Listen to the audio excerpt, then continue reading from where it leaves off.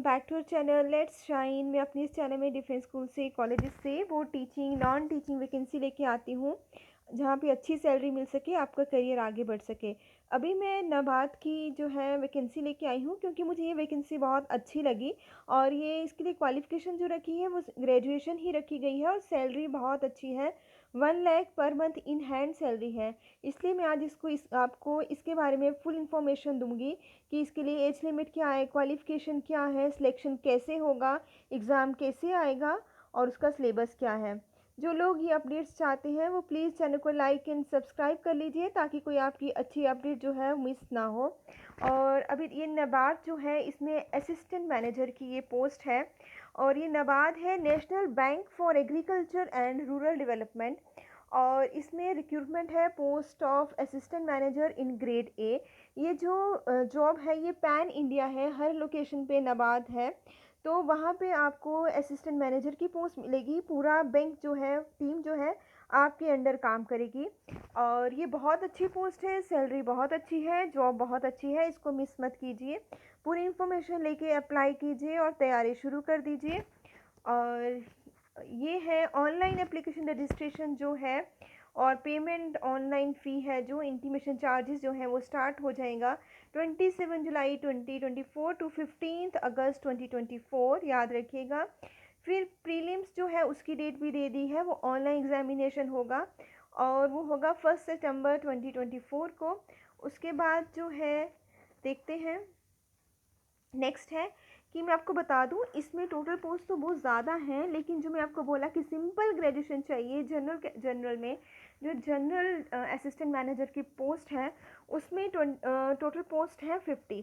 और बाकी और भी स्पेशलाइजेशन अगर आपके पास है तो आप देख लीजिए, उससे रिलेटेड आप अप्लाई कर सकते हैं। आगे है chartered accountant, finance, computer information technology, agriculture, animal husbandry, fisheries, food processing, forestry, plantation and horticulture.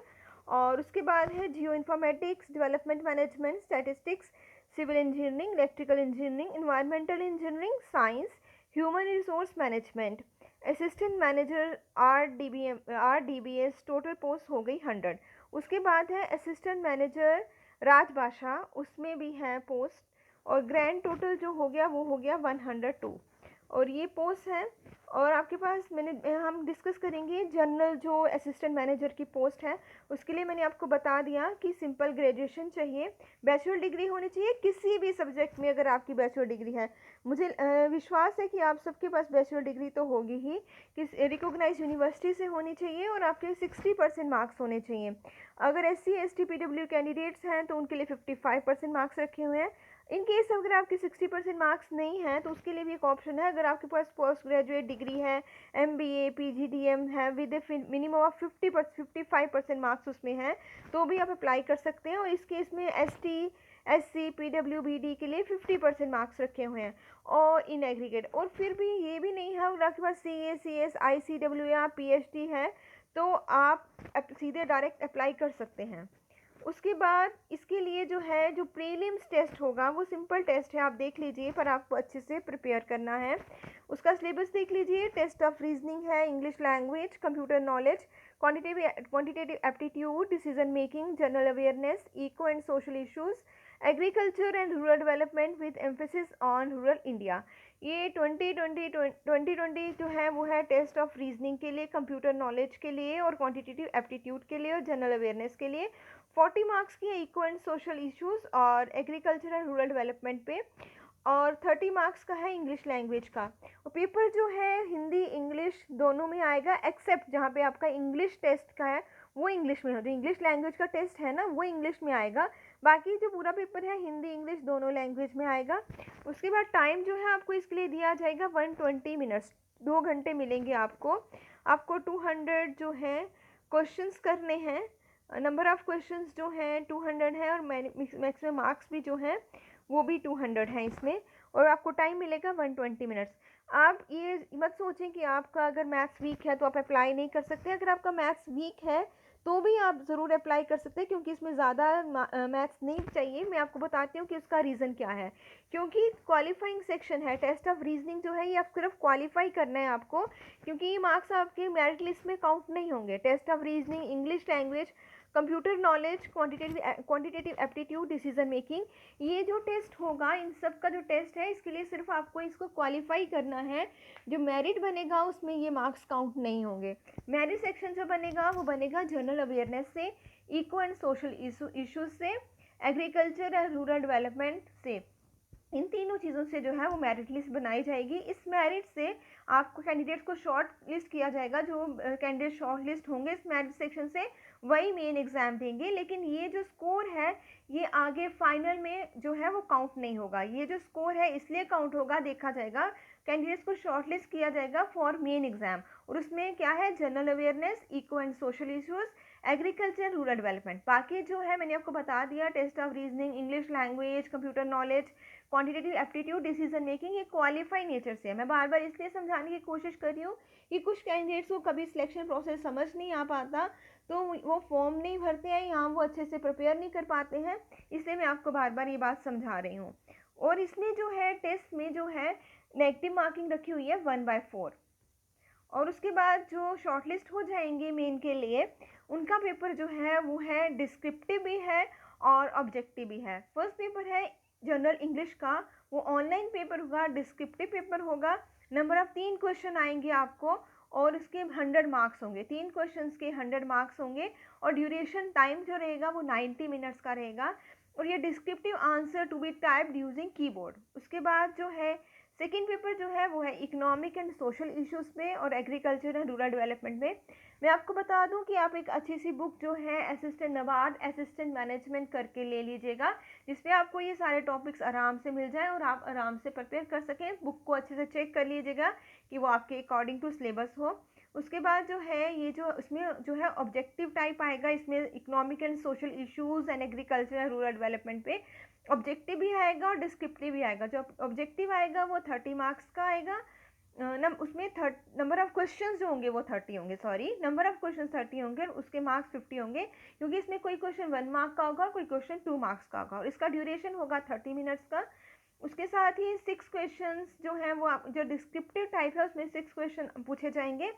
Candidates को उसमें से candidates will be required to attempt 4 question. आपको 6 में से 4 क्वेश्चन अटेम्प्ट करने हैं। 15 marks, 2 of 15 marks with difficulty 11 and 2 of 10 marks. आपको 2 question करने हैं 15-15 नंबर के और 2 क्वेश्चन करने हैं 10-10 नंबर के। और उसके जो मार्क्स रखे गए हैं वो 50 रखे गए हैं। टोटल मार्क्स 50 हो गए ना, 15 नंबर के 2 और 10 नंबर के 2 क्वेश्चन, टोटल 50 मार्क्स हो गए। और इसके लिए आपको टाइम जो दिया जाएगा 90 मिनट्स होगा। Descriptive answers to be typed using keyboard either in English और हिंदी। और उसके बाद देखें, उसके बाद होगा साइकोमेट्रिक टेस्ट। और जो लोग इसको क्वालिफाई कर लेंगे मेन, उसके बाद साइकोमेट्रिक टेस्ट भी होगा जो मैंडेटरी है। उसमें एमसीक्यू आएंगे, 90 मिनट्स ड्यूरेशन।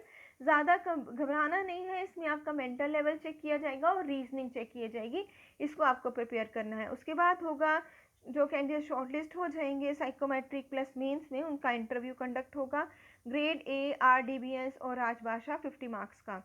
और उसके बाद जो है मैं आपको बता दूं, only such candidate who score minimum cut off marks are above the main examination. जो कट ऑफ मार्क्स रखा जाएगा मेन एग्जामिनेशन का, उनके मार्क्स जिन बच्चों के कट ऑफ तक बनते हैं या उनसे ऊपर हैं, उनको शॉर्टलिस्ट किया जाएगा फॉर इंटरव्यू। और उनको साइकोमेट्रिक टेस्ट भी देना है, तो उनको शॉर्टलिस्ट किया जाएगा इंटरव्यू के लिए। जो फाइनल और जो ये साइकोमेट्रिक टेस्ट है ये भी क्वालिफाइंग नेचर का है। जो फाइनल सिलेक्शन होगी, रैंकिंग होगी एप्लीकेंट्स की पोस्ट के लिए, वो बेस्ड होगी on their performance in the main examination, part 2 main examination interview. जो आपकी फाइनल लिस्ट बनेगी वो डिपेंड करेगी आपके मार्क्स जो हैं मेन एग्जामिनेशन प्लस इंटरव्यू। उसमें जो आपका प्रीलिम्स हुआ था उसके मार्क्स काउंट नहीं होंगे, जो आपका साइकोमेट्रिक हुआ वो भी मार्क्स काउंट नहीं होंगे साइकोमेट्रिक को, लेकिन आपको क्वालिफाई करना है। और ये जो दोनों मार्क्स हैं मेन एग्जामिनेशन और इंटरव्यू, इसके हिसाब से आपकी रैंकिंग की जाएगी, मेरिट लिस्ट बनाई जाएगी। मैं आपको फिर से बता रही हूँ कि आप अच्छे से सिलेबस को समझ लीजिए और फिर एक अच्छी सी बुक लेके नाबार्ड असिस्टेंट मैनेजर की जो आपके सिलेबस के अकॉर्डिंग हो उसको ले लीजिए और वहाँ से अपने स्टडी तैयार कर लीजिए अकॉर्डिंग टू टेस्ट की। पहले प्रीलिम्स देना है, उसमें क्या आएगा, क्वालिफाइंग का समझ लिया आपको कौन से क्वालिफाई करने हैं और किससे आपकी मेरिट लिस्ट जो है बनेगी, ताकि आप शॉर्ट लिस्ट हो सके मेन एग्जामिनेशन के लिए। और साथ में आपको उसके बाद देना है साइकोमेट्रिक, जिसके लिए मेंटल एबिलिटी और रीजनिंग आएगी। उसके बाद आपका इंटरव्यू होगा और मेन एग्ज़ाम प्लस इंटरव्यू के बेसिस पे आपकी मेरिट लिस्ट बनेगी, आपकी रैंकिंग बनेगी। उसके बाद देख लीजिए एप्लीकेशन फ़ी कितनी है। SC ST PWBD के लिए एप्लीकेशन फ़ी नहीं है, इंटीमेशन चार्जेस हैं 150 और ये इसके ऊपर कुछ GST भी लगेगा। उसके बाद है बाकी सबके लिए एप्लीकेशन फ़ी है 700, इंटीमेशन चार्जेस जो है वो है 150, टोटल है 850 और स्टाफ मेंबर्स के लिए तो शायद देख लीजिएगा आप। उसके बाद जो है पे स्केल जो है ये बताया 44,500, पर इसमें क्या है आपको बहुत से अलाउंस मिलेंगे, इसलिए जो आपकी इन हैंड सैलरी बनेगी जो मैंने आपको स्टार्ट में बताया था 1 लाख सैलरी इन हैंड आपकी बनेगी। उसके बाद जो है हेल्थ फैसिलिटी के लिए आप देख लीजिए अगर आपको कोई प्रॉब्लम आ रही है फॉर्म फिल करने में, पेमेंट करने में, इंटीमेशन चार्जेस पे बनने में या कॉल लेटर डाउनलोड करने के लिए, कोई भी कंप्लेंट के लिए कैंडिडेट्स ग्रीवियंस लॉजिंग या रिड्रेसल मैकेनिज्म आप इस साइट पे जाके कर सकते हैं। साइट आप स्क्रीनशॉट ले लीजिए या नोट कर लीजिए स्क्रीन से, और ये है साइट ब्लू कलर में। उसके बाद है आपको मेंशन करना है NABARD officer grade A RDBS Rajbhasha DR in the subject of the email. ध्यान से मेल कीजिएगा। All the best to all of you. और जो लोग ऐसी अपडेट्स चाहते हैं प्लीज़ चैनल को लाइक एंड सब्सक्राइब कर लीजिए ताकि मैं आपके लिए अच्छी अच्छी अपडेट्स लेके आती रहूँ। All the best to all of you.